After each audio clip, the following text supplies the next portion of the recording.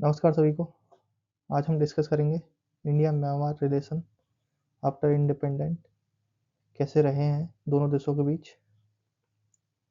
आइए बेसिक जानकारी से शुरू करते हैं। आइए म्यांमार के बारे में कुछ बेसिक जानकारी देखते हैं। म्यांमार का इंडिया के साथ बॉर्डर है 1643 किलोमीटर का, जिसमें इंडिया के 4 स्टेट म्यांमार के साथ बॉर्डर शेयर करते हैं, जिसमें अरुणाचल प्रदेश, नागालैंड, मणिपुर और मिजोरम है। अभी जो करंट सिचुएशन म्यांमार में है उसका एक रीजन 2008 में हुए कॉन्स्टिट्यूशनल अमेंडमेंट में है। वहाँ पे जो पार्लियामेंट की सीट हैं उनमें से 25% मिलिट्री ने अपने अंडर ले ली, यानी कि वो रिजर्व रख ली उन्होंने अपने खुद के लिए। वहाँ पे आर्मी के ही लोग बैठते हैं और आर्मी ही जो मेन अपॉइंटमेंट होती है, जैसे कि डिफेंस मिनिस्टर की, होम मिनिस्टर की और बॉर्डर अफेयर्स की, ये खुद उनको अपॉइंट करते थे। बाद में दोबारा इलेक्शन हुए थे, बट 2021 में इन्होंने कूप कर दिया। वहाँ पे जो रिलीजन है मेजोरिटी में बुद्धिस्ट हैं, इसके बाद 6.2% क्रिश्चियंस हैं, इस्लाम फेथ वाले भी हैं और हिंदुज़म वाले भी हैं और अदर्स भी हैं।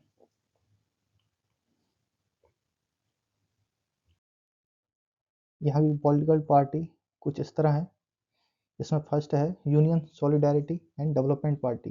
ये एक प्रो मिलिट्री पार्टी है, अल्ट्रा नेशनलिस्ट पार्टी।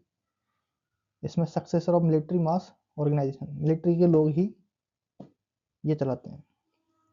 एक है NLD, the main democratic opposition, previously the ruling party until the 2021। उस टाइम प्राइम मिनिस्टर थी आंग सान सू की। थर्ड पार्टी है NUP, successor of the socialist era ruling party. Fourth है form by former NLD member who disagree with boycotting election. बाकी regional पार्टियां भी हैं कुछ, सीएनपी, एएलडी, ये सब। इंडिया म्यांमार रिलेशनशिप में आज़ादी के टाइम से ही हमने मिस्टेक्स किए हैं। फॉरेन पॉलिसी को लेके कोई भी क्लियर फॉरेन पॉलिसी नहीं रखी गई थी। India's relationship with Myanmar is shaped by civilization, geography, and security, but this is where India's core mistakes lie. India never treated Myanmar with a clear long-term strategic doctrine. Actually ये हमने किसी भी अपने पड़ोसी के साथ नहीं किया है। हमने लॉन्ग टर्म डॉक्ट्रिन किसी के साथ नहीं बनाई है।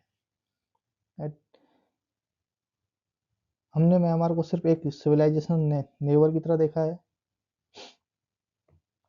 एक डेमोक्रेटिक एक्सपेरिमेंट किया है वहाँ पे कि ये लोग हमें एग्जिस्टेंस को थ्रेट नहीं करेंगे आगे फ्यूचर में जाके।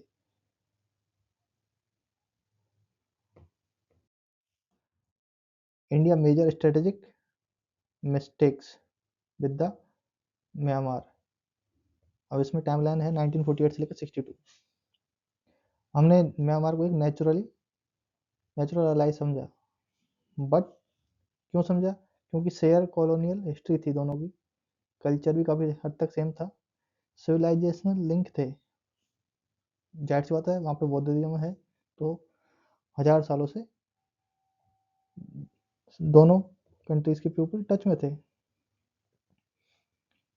As a result India made limited economic and military investment and no deep institutional tie were built. इसी तरह 1962 में वहाँ पे फर्स्ट टाइम coup होता है म्यांमार में। तब हमारे पास कोई लेवरेज नहीं थी, ना कोई इन्फ्लुएंस था, ना इंस्टीट्यूशनल प्रेजेंस थी, क्योंकि हम खुद उस टाइम वॉर में उलझे हुए थे।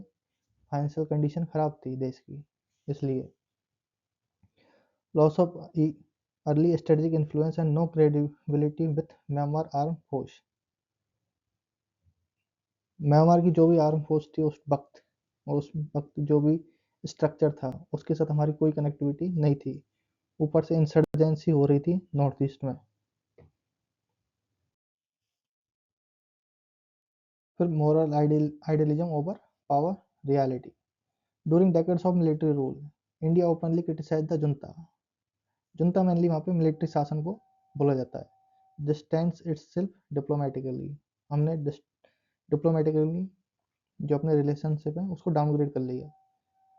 उसी टाइम पे चाइना ने वहाँ पे एंट्री ली और वहाँ की मिलिट्री के साथ इंगेजमेंट बढ़ाई, उनको हथियार सप्लाई किए और उनके साथ ट्रस्ट बिल्ड किया, जो कि हमने नहीं किया अभी तक इतने सालों में, हमारे पड़ोसी होने के नाते भी और कल्चरली सेम होने के नाते और बॉर्डर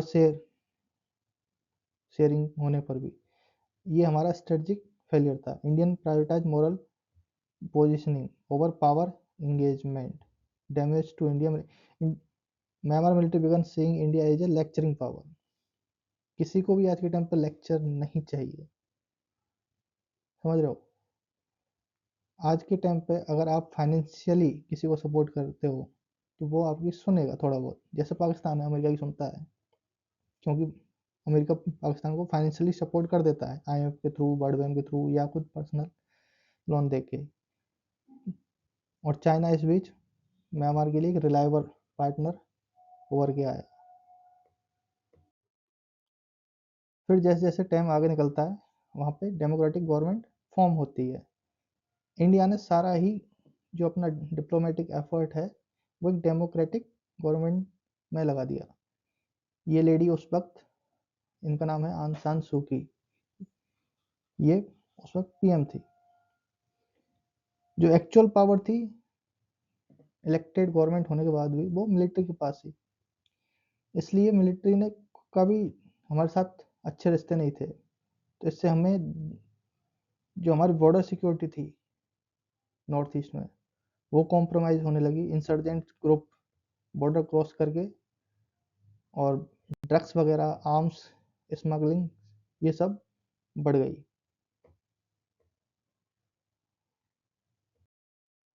बाद में इंडिया ने रियलाइज़ किया कि हम कहीं ना कहीं म्यांमार जो स्ट्रेटेजिक डेप्थ है, जो लोकेशन है, उसको खो रहे हैं.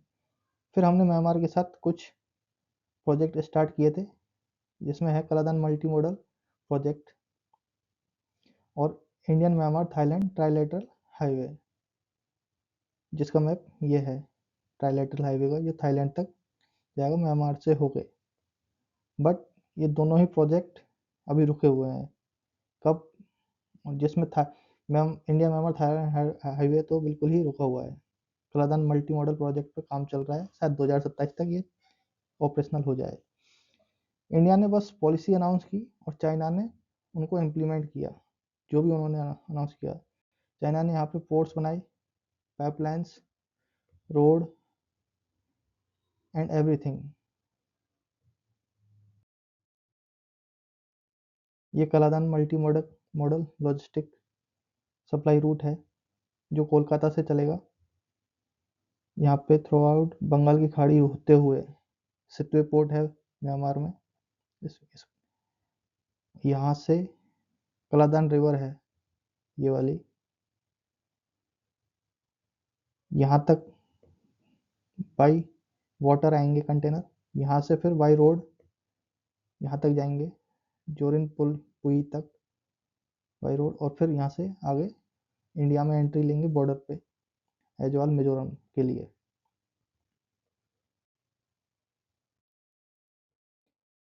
Post 2021 coup, strategic silent without strategic message. After the 2021 military coup, India did not openly condemn the junta. फिर यहाँ से हमने हमारी फॉरेन पॉलिसी चेंज की म्यांमार को लेके. मिलिट्री के साथ अच्छे रिलेशन बना के रखे हैं. आज की डेट में हम कुछ कुछ ऑपरेशन कर रहे हैं नॉर्थ ईस्ट में. आपने सुना हुआ काफ़ी बार कि ड्रोन से कुछ अटैक किए गए हैं इंडिया साइड से म्यांमार के अंदर, जो भी वहाँ पे मिलिटेंट ग्रुप है उनके ऊपर. हमने ओपनली उनको सपोर्ट नहीं किया बट डिनाई भी नहीं किया. The balance approach was sensible but poorly communicated. Strategic silent without clearly. The junta did not fully trust India. Military rule है, जाहिर सी बात है वो आप पे इतना ज़्यादा भरोसा नहीं करेंगे. pro-democratic hold.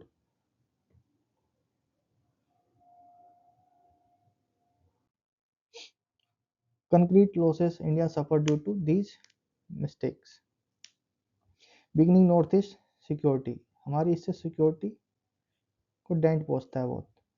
ये मेजर चाइनीज प्रोजेक्ट है जो म्यांमार से होकर निकला है। ये बन चुका है प्रोजेक्ट। हमारे प्रोजेक्ट अभी अटके हुए हैं, बट इन्होंने सारे प्रोजेक्ट कंप्लीट कर दिए हैं अभी। इसका नाम Kyaukphyu sea deep sea port है। Oil and gas pipeline bypassing Malacca strait. Arm supply dominate India, bay of Bengal and Andaman interest were directly affected, क्योंकि यहाँ पे चाइना की जो नेवी है उसको डायरेक्ट एक्सेस दिया हुआ है म्यांमार ने।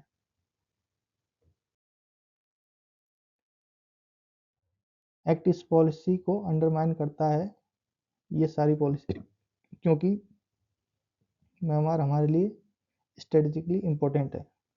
Myanmar is India gateway of the Asia. यहाँ पे ऑलरेडी मिलिट्री रूल लगा हुआ है। यहाँ पे कुछ पॉइंट हैं जो दोनों देश के बीच एक टसल का काम करते हैं, जिसमें रोहिंग्या प्रेशर है, इंटरनल सिक्योरिटी है, डिप्लोमेटिक बैलेंस से चैलेंज है।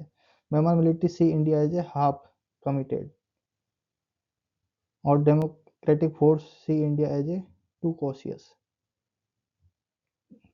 क्योंकि वहाँ पे दोनों ग्रुपों के बीच जो डेमोक्रेसी चाहते हैं और जो मिलिट्री रूल चाहते हैं उनके बीच लड़ाई चल रही है।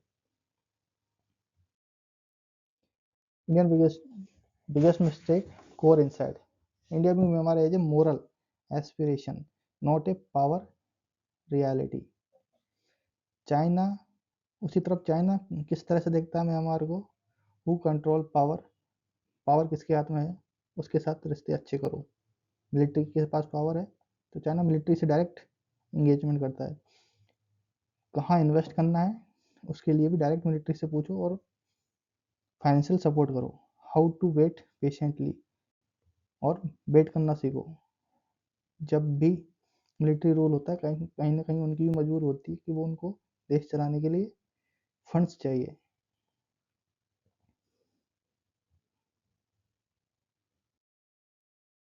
What India must correct going forward, institutional engagement with the military, training program, border coordination, disaster and humanitarian cooperation, speed in strategy, infrastructure delay is influence denied, counter China with presence not rhetoric, quit quick quit engagement, deep economic and security link। ये कुछ point हैं जो India को करने चाहिए। India's mistake with Myanmar has not bad intent, but strategically ambiguity. Myanmar remains a risk and a opportunity. Act on demography and power, not sentiment.